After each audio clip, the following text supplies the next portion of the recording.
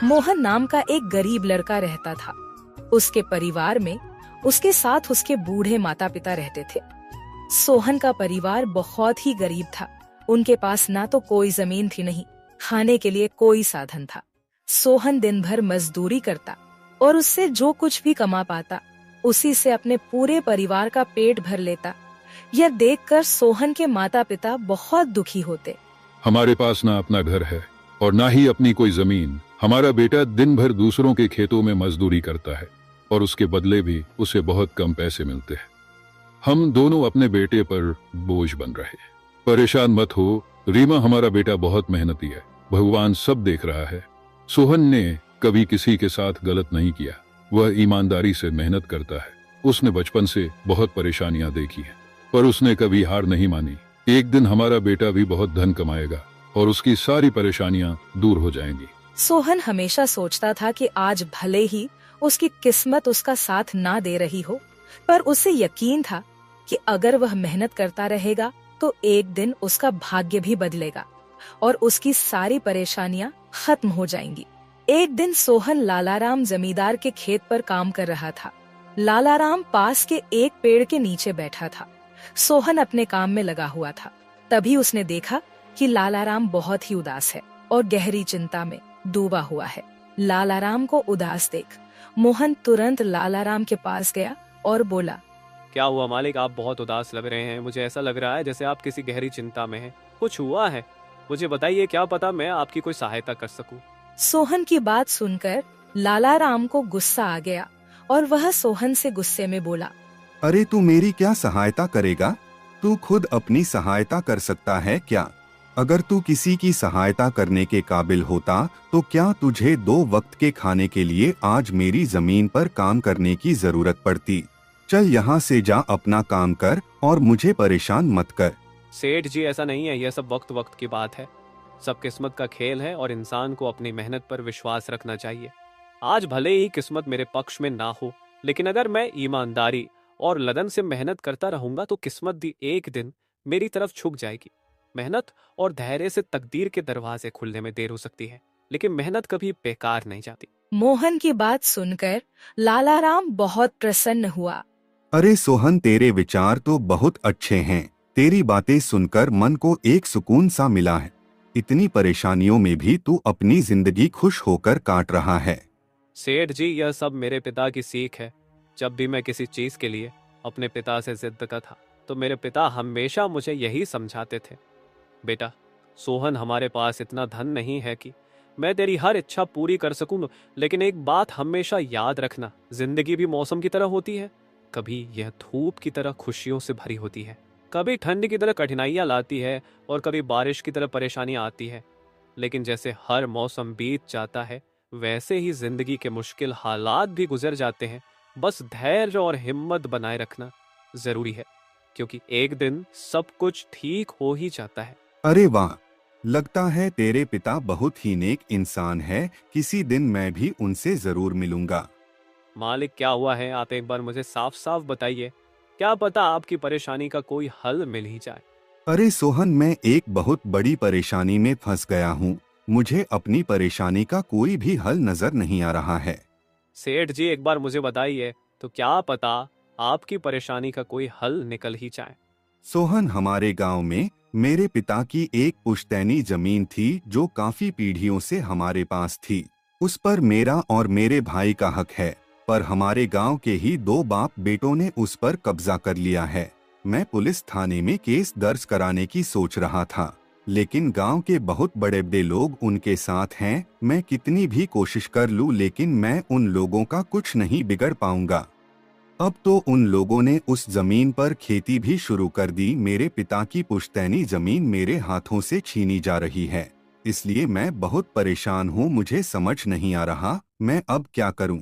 आप सही कह रहे हैं सेठ जी, अगर आप कानून का सहारा लेकर भी अपनी जमीन को वापस लेने की कोशिश करेंगे तो भी आप उनका कुछ नहीं कर पाएंगे।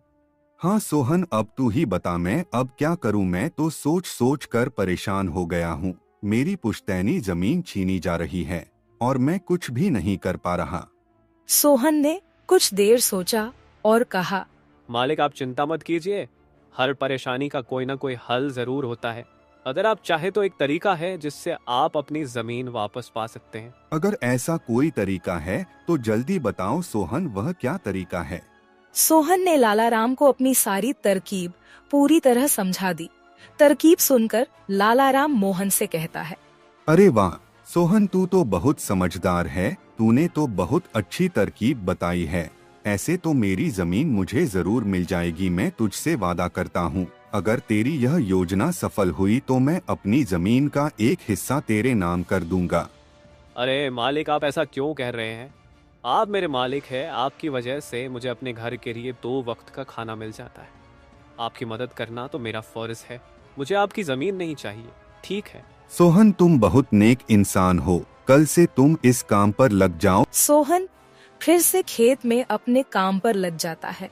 अगले दिन सोहन जगत और विनोद नाम के उन बाप बेटों के पास पहुंच जाता है जिन्होंने लालाराम की जमीन पर कब्जा कर रखा था। नमस्कार सेठ जी, मैं यहाँ से गुजर रहा था तो पास के लोगों ने बताया कि आपके यहाँ काम के लिए मजदूर की जरूरत है। क्या आपके यहाँ मुझे भी कोई काम मिल सकता है? अरे अरे, कौन हो तुम?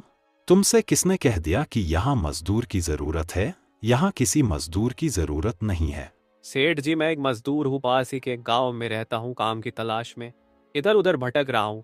हर दिन कहीं ना कहीं काम मिल जाता है, बस उसी काम को करके अपना पेट पालता हूँ। कभी खेती कर लेता हूँ तो कभी कोई मजदूरी। यह तो ठीक है, पर हमारे यहाँ फिलहाल कोई काम नहीं है।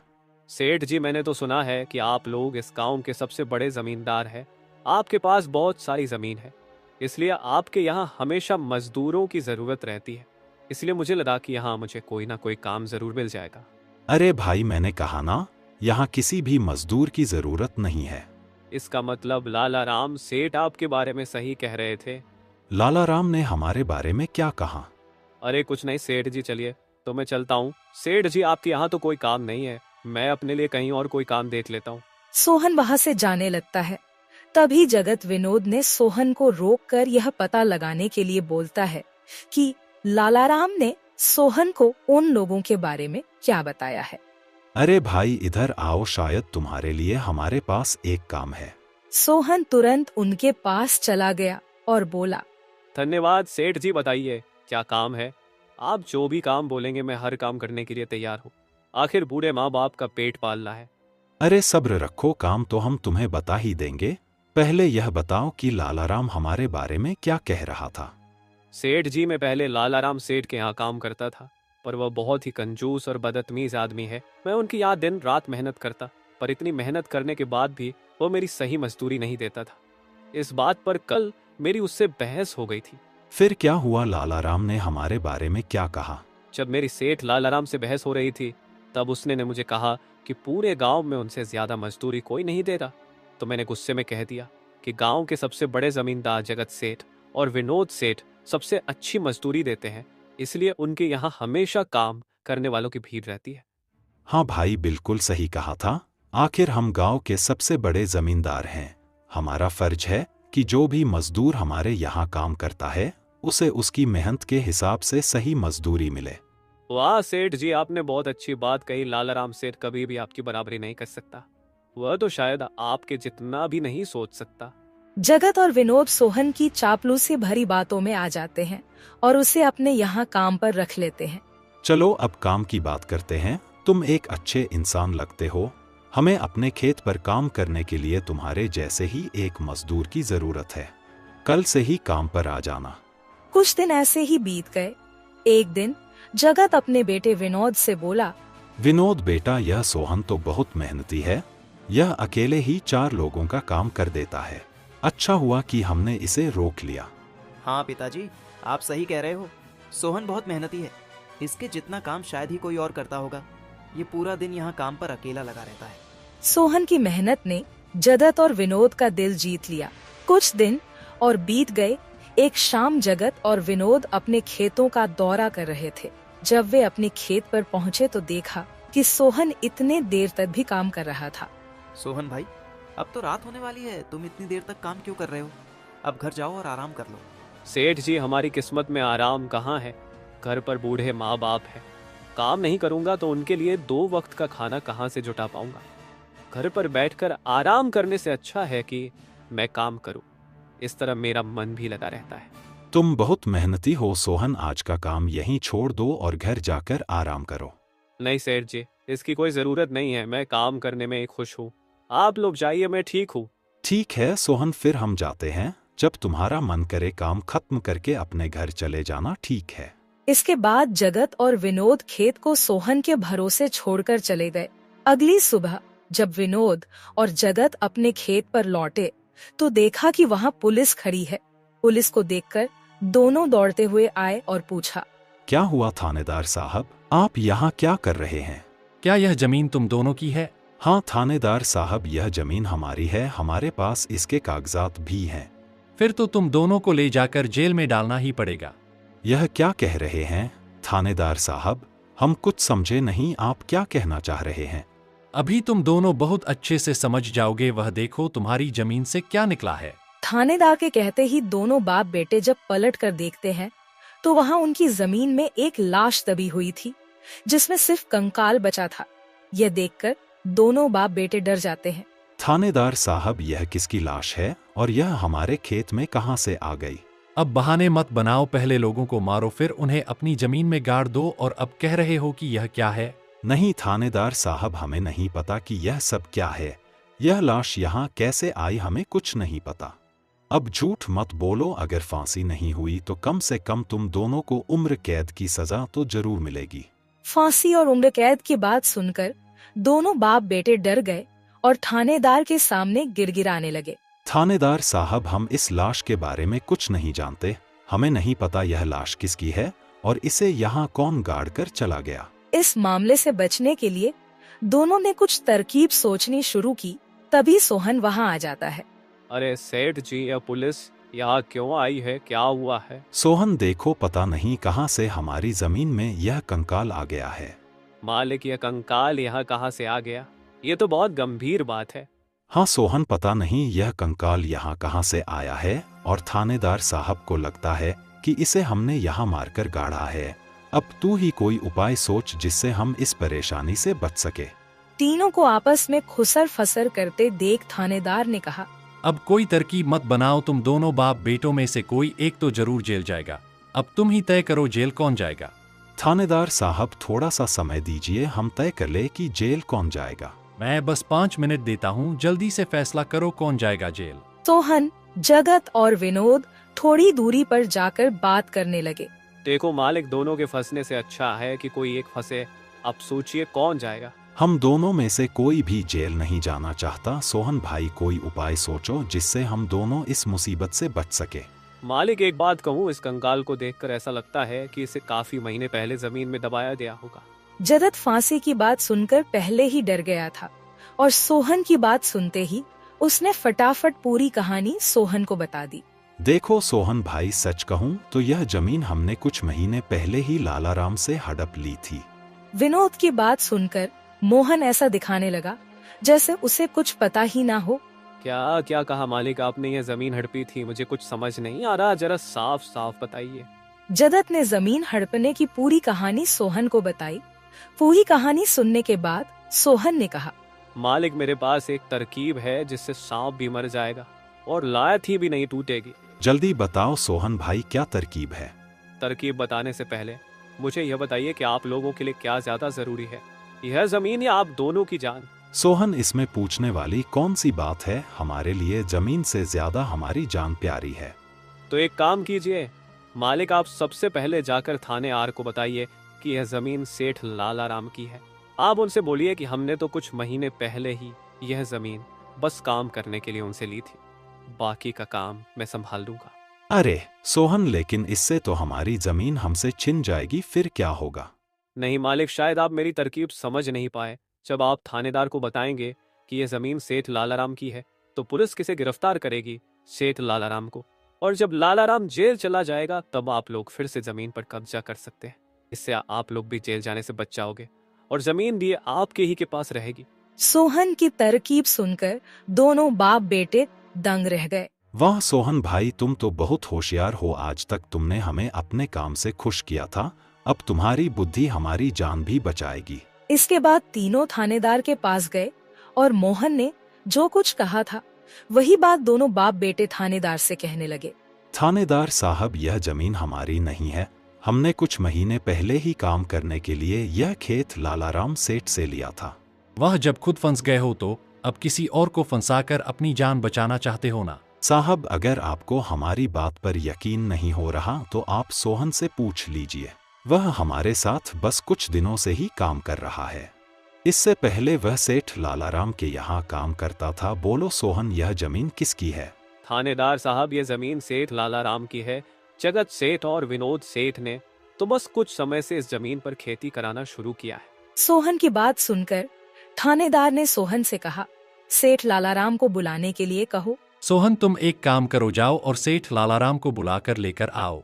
सोहन तुरंत जाकर सेठ लालाराम को बुला लेता है, परंतु लालाराम अपने साथ गांव के सरपंच को भी अपने साथ ले आता है। यहाँ क्या हो रहा है? यहाँ इतने लोग क्यों जमा है? देखिए सरपंच जी, इन दोनों की जमीन से एक कंकाल निकला है और अब यह लोग कह रहे हैं कि यह जमीन इनकी नहीं है बल्कि सेठ लालाराम की है। थानेदार ने सरपंच जी को पूरी कहानी सुना दी। अपने आप को फंसा देख जगत ने सरपंच से कहा, नहीं सरपंच जी, यह जमीन हमारी नहीं है। हम यहाँ बस कुछ समय से काम कर रहे हैं। आप हमारे मजदूर मोहन से पूछ लीजिए। हाँ थानेदार साहब, यह जमीन सेठ लालाराम की है। मैं कैसे मान लूं कि यह जमीन लालाराम की है? हमारे यहाँ का थानेदार तो कह रहा था कि इस जमीन पर कोई केस चल रहा है और इस जमीन पर तुम्हारा कब्जा था, और अब तुम कह रहे हो कि यह जमीन लालाराम की है। नहीं साहब, हमने लालाराम के साथ धोखा किया था। हम बस इस जमीन को हड़पना चाह रहे थे, लेकिन अब हमें यह जमीन नहीं चाहिए। अगर आप चाहें तो हम केस भी वापस ले लेंगे। थानेदार साहब, आप जाइए, बाकी का काम अब हम संभाल लेंगे। सरपंच के कहने पर थानेदार वहां से चला जाता है। सरपंच ने लालाराम से कहा, अब बताओ, यह कंकाल यहाँ कैसे आया? तुमने किसे मारकर यहाँ गाड़ा है? अरे साहब, यह तो नकली कंकाल है। इन दोनों ने मिलकर मेरी जमीन हड़प ली। मैंने और मोहन ने मिलकर यह तरकीब सोची थी ताकि इन दोनों से सच निकलवा सकें। लालाराम की बात सुनते ही दोनों बाप बेटों के पैर तले जमीन खिसक गई। यह हम दोनों की साजिश थी, इन लोगों के मुंह से सच निकलवाने के लिए। सोहन को इस योजना में शामिल देखकर दोनों बाप बेटों को समझ आ गया कि यह सब सेठ लालाराम और मोहन की मिली भगत थी। दोनों बाप बेटों के पास अपनी गलती मानने के सिवा कोई चारा नहीं था। हमें माफ कर दीजिए सरपंच जी, हम लालच में आ गए थे। हमें माफ कर दीजिए। हम आज के बाद यह गलती कभी नहीं करेंगे और यह जमीन भी सेठ लालाराम को वापस दे देंगे। जगत और विनोद दोनों सरपंच और सेठ लालाराम से माफी मांगने लगे। दोनों को इतना गिड़गिड़ा देख लालाराम ने उन्हें माफ कर दिया। सरपंच ने भी उन्हें जेल नहीं भेजा और सेठ लालाराम ने अपना केस वापस ले लिया। लालाराम के केस वापस लेने के बाद सरपंच जी भी वहां से चले जाते हैं। धन्यवाद सेठ लालाराम जी, आपने हमें माफ कर दिया। आज के बाद हम ऐसी गलती कभी नहीं करेंगे। ठीक है जगत, कोई बात नहीं, मैंने तुम्हें माफ किया। बस याद रखना कि एक जमीन के टुकड़े के लिए तुम अपनों के साथ कभी गलत नहीं करना। बुरे समय में तुम्हारे अपने ही तुम्हारे साथ खड़े होंगे। जमीन का क्या है, कभी मेरी तो कभी तुम्हारी। आखिर में सेठ लालाराम ने सोहन को जमीन का एक हिस्सा दे दिया और उसे जमीन का मालिक बना दिया। सोहन, जैसा कि मैंने वादा किया था, जिस जमीन पर तुम काम कर रहे थे, आज से वह जमीन तुम्हारी है और अब तुम उसके मालिक हो। नहीं मालिक, इसकी कोई जरूरत नहीं है। याद करो सोहन, तुमने मुझसे क्या कहा था? बस मेहनत करते रहो, एक दिन तकदीर का दरवाजा जरूर खुलेगा। तो समझो तुम्हारी तकदीर का दरवाजा खुल चुका है और अब तुम भी जमीन के मालिक हो। अब से तुम्हें किसी और के यहाँ काम करने की जरूरत नहीं पड़ेगी। इस तरह मोहन ने अपनी मेहनत और बुद्धि से सेठ लालाराम को उसकी जमीन वापस दिलाई और दोनों ठगी करने वाले बाप बेटों को भी सबक सिखाया। इस तरह मोहन ने अपनी मेहनत और चतुराई की मदद से अपनी फूटी किस्मत बदल दी और अब वह भी एक बड़ी जमीन का मालिक बन। भोलाराम की गाय और बोलने वाला तोता। गांव रामपुर में भोलाराम नाम का एक सीधा साधा किसान रहता था। उसके पास एक सुंदर सी गाय थी, जिसे वह गोरी कहकर पुकारता था। गोरी रोज दूध देती और भोलाराम उसी दूध से अपना गुजारा करता था। एक दिन गांव के लाला जी, जो थोड़े चालाक थे, बोले, भोलाराम, ये गाय तो अब बूढ़ी हो गई है, बेच दे मुझे, तुझे अच्छा दाम दूंगा। भोलाराम भोला था, उसने गाय लाला जी को बेच दी। लेकिन जैसे ही लाला जी के घर गोरी पहुंची, वह दूध देना बंद कर दी। लाला जी परेशान हो गए और गुस्से में आकर गोरी को वापस भोलाराम के दरवाजे बांध आए। भोलाराम खुश हुआ, मगर सोच में पड़ गया, अब लाला जी को सबक सिखाना होगा। उसने अपने दोस्त रामू से एक चाल चली। रामू के पास एक तोता था जो 2-3 शब्द बोल सकता था। सच बोलो, झूठ पकड़ा गया, और गाय मत बेचना। भोलाराम ने उस तोते को पिंजरे में गांव के चौपाल पर लटका दिया। फिर धीरे धीरे गांव में फैल गया कि भोलाराम का तोता भविष्य बताता है। लोग आने लगे और तोता एक ही लाइन बोलता, सच बोलो, झूठ पकड़ा गया, गाय मत बेचना। गांव वाले हैरान थे कि ये तोता तो सच्ची बात कह रहा है। लाला जी को जब यह बात पता चली, वो फिर आए और बोले, भोलाराम, वो तोता मुझे बेच दो। भोलाराम ने शांति से कहा, लाला जी, यह तोता कोई साधारण तोता नहीं है, बहुत समझदार है, लेकिन तुम होशियार हो, ले जाओ। लाला जी ने तोता खरीद लिया। जैसे ही वे घर पहुंचे, तोता चिल्लाया, सच बोलो, झूठ पकड़ा गया, गाय मत बेचना। लाला जी को पुरानी बात याद आ गई और सारे गांव में हंसी का ठहाका गूंज गया। सीख: सीधा सादा दिखने वाला हर इंसान मूर्ख नहीं होता।